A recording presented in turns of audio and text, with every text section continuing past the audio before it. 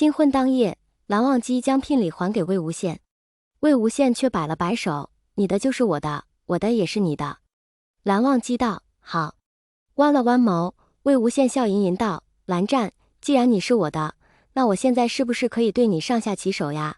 颤了颤节，蓝忘机红着耳朵：“魏婴，我们已是道侣，自然可以。”魏无羡莞尔：“可以什么呀？”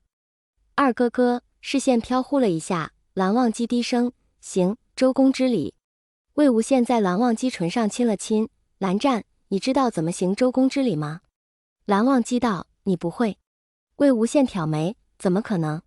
蓝忘机、魏无羡。次日，魏无羡醒来，只觉得腰酸背痛，却见蓝忘机坐在一旁打坐，心里顿时有些不服，为何出力的是蓝忘机，受累的却是他？好在蓝忘机一察觉魏无羡醒来，便来到床榻前，对魏无羡嘘寒问暖，无微不至的伺候魏无羡穿衣吃饭。魏无羡心里的这点不服很快烟消云散。待魏无羡心情很好的要出去找小望线，蓝忘机却告诉他，萧峰在天微亮就带着小望线和阿朱进入到下一个回宿。魏无羡啦了一声：“他们有没有说会回到哪个时间段？”蓝忘机摇头。魏无羡扬眉：“蓝湛，不管他们回溯到哪个时间段，我想咱们俩都能提前互通心意，你不必经历我被万鬼反噬咬成齑粉，也不必无望的等我13年。还有那33道界边。蓝湛，你说护我不悔，可我心疼你啊。”魏婴。蓝忘机浅眸盛满一幕温柔。魏无羡搂着蓝忘机脖子：“我在。”蓝忘机道：“我也在。”魏婴：“我一直都在，在你看得见的地方。”半晌，温情看着阿朱：“你有何证据证明他们是魏无羡和蓝二公子的儿子？”阿朱道：“温姑娘，你不觉得他们和魏无羡还有蓝忘机是一个模子里刻出来的？”温情：“虽然手牵手立在他眼前的这俩小孩确实长得神似魏无羡和蓝忘机，可温情总觉得他们不是魏无羡和蓝忘机的崽。且不提他弟弟提出这个念头时，神似魏无羡的小孩说他弟弟脑洞大，就说这小孩从出现到现在并未叫魏无羡一声爹，而神似蓝忘机的小孩冷着一张小脸，不知在想什么。见温情缄默不语，阿朱微笑：“若温姑娘还是不信，可以把魏无羡弄醒。”给麻醉中的魏无羡扎了一针，魏无羡当即从麻醉状态中醒了过来。一醒来，他就问温情剖丹成功了没有。温情道：“没有。”魏无羡沮丧道：“失败了吗？”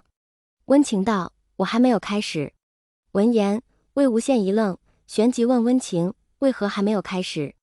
是不是我还要准备什么？”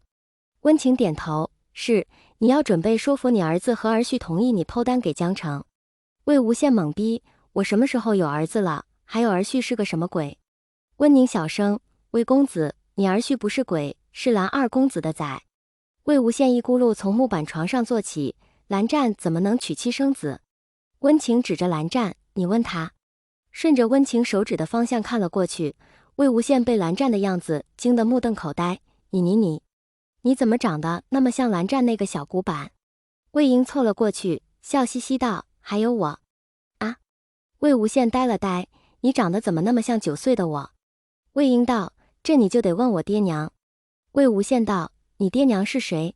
魏婴道：“魏长泽和藏色散人。”魏无羡。温情：“这个说法比前一个说法让人可信。”温宁。阿朱：“哎，他还想再斗斗大线线呢。”萧峰：“这小子虽然没有开窍，听到蓝忘机有崽的第一反应却是人家怎么能娶妻生子？”系统：萧大王加油，再有一次回溯，您夫人的3魂7魄就能全部回到他身体里。萧峰：“我还以为你又去更新数据了。”什么叫我又去更新数据了？萧大王，我就更新了那么一回数据，还是在你们回溯的第3个世界。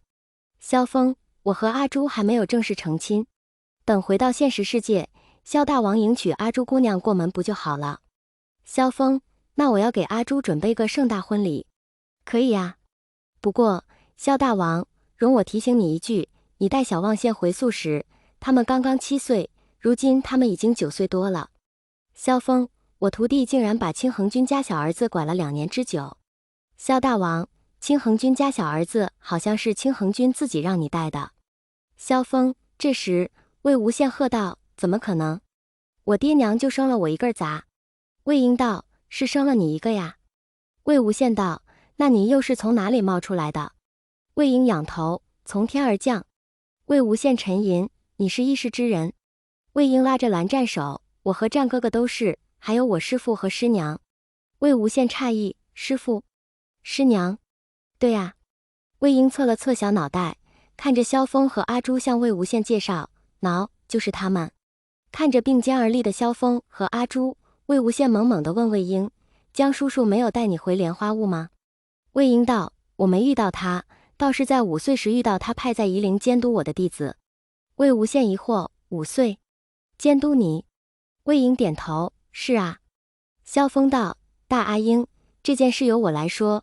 当初我救阿英时，看到他被一只恶犬欺负，我打死了那只恶犬，却发现有几个穿紫衣服的修士鬼鬼祟祟的盯着我和阿英，我便带着阿英去收拾那几个修士，从他们口中得知，他们是江丰眠派到夷陵暗中监视你的。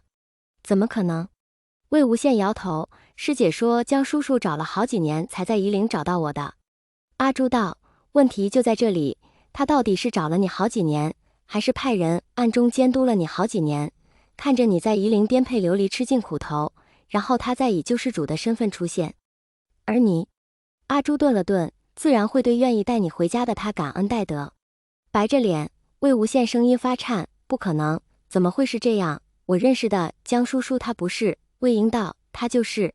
拿出留影石，魏婴放到魏无羡手里，你用灵力打开它，就可以知道你一向敬重的江叔叔是多么的道貌岸然，多么的沽名钓誉。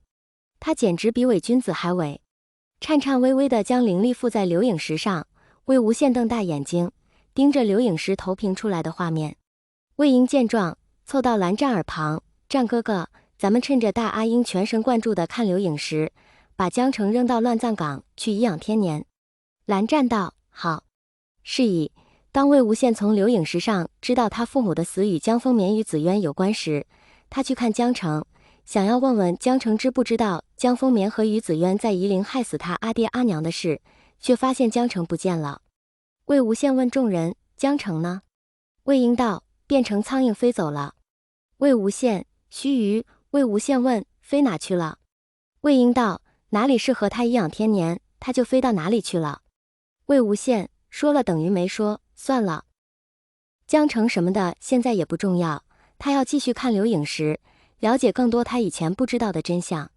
对于魏无羡不再纠结江澄的去向，魏婴表示很满意，他抚掌一笑：走，湛哥哥，咱们去找这里的你。蓝湛嗯了一声，懵逼了半晌，蓝启仁一起他变小的二侄子对酷似魏无羡的小孩称呼他为这里的叔父。于是蓝启仁看着蓝湛道：你不是我们世界的忘机，